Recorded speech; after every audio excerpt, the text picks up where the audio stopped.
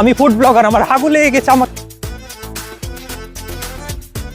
Guys, আজকে আমরা অতিথিতে চলে এসেছি রাজশাহীর মধ্যে, যেটা সব থেকে প্রায় বলতে গেলে ফেমাস, প্রত্যেকটা মানুষজনই চিনে, একমাত্র কম প্রাইসের মধ্যে সব থেকে ভালো খাবার পাওয়া যায় এই জন্য। তো গাইস আজকে আমি চলে এসেছি একমাত্র নেহরি খাওয়ার উদ্দেশ্যে।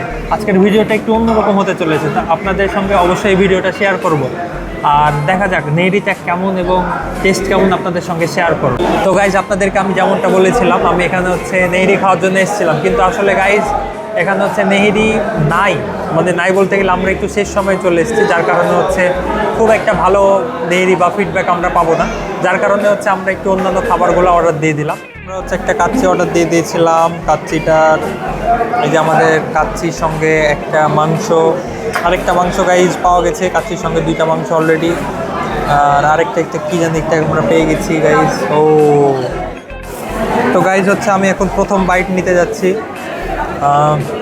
একটু মাংস ছেড়ে নিই, আস্তে আস্তে গাইজ ফুড ব্লগার হয়ে যাচ্ছি, বুঝতে পারছি না। বিসমিল্লাহ।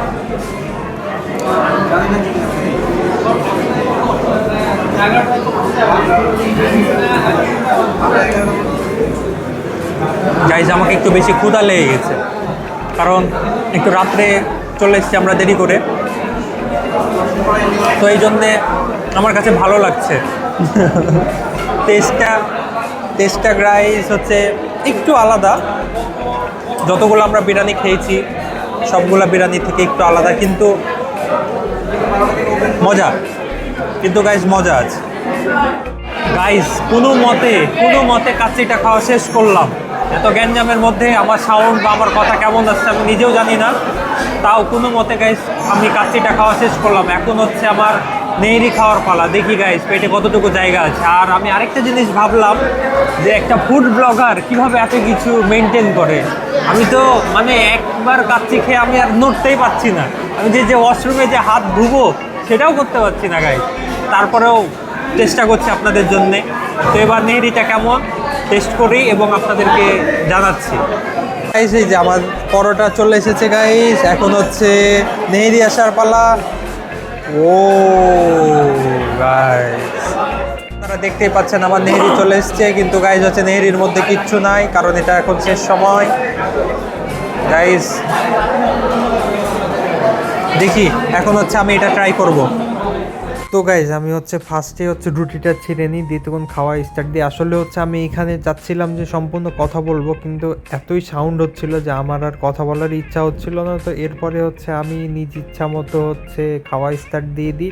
আশেপাশে সবাই আমার দিকে তাকাচ্ছিল, তো যার কারণে আমি আর গুরুত্ব দিইনি কথা বলার দিকে, ভয়েস ভাবলাম যে বাসায় যে ভয়েসটাই দিয়ে দিব।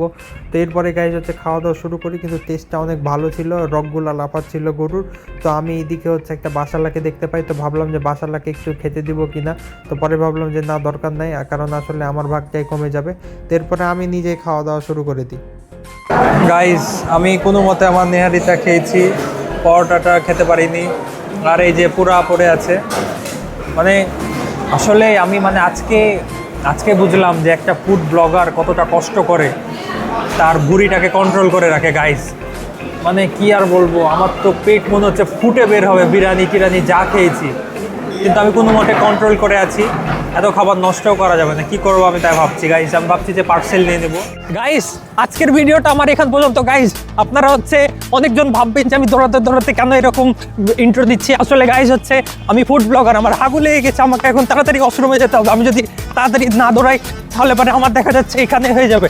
তো গাইস প্রত্যেকটা ফুড ব্লগারই ক্যামেরার বাইরে এরকম করে, কিন্তু আমি আপনাদের সঙ্গে এটা শেয়ার করছি। তো দেখা হচ্ছে আপনাদের সঙ্গে নেক্সট কোনো ভিডিওতে। সবাই আমার জন্য দোয়া করবেন যাতে আমি ওয়াশরুম থেকে বেঁচে ফিরতে পারি। টাটা।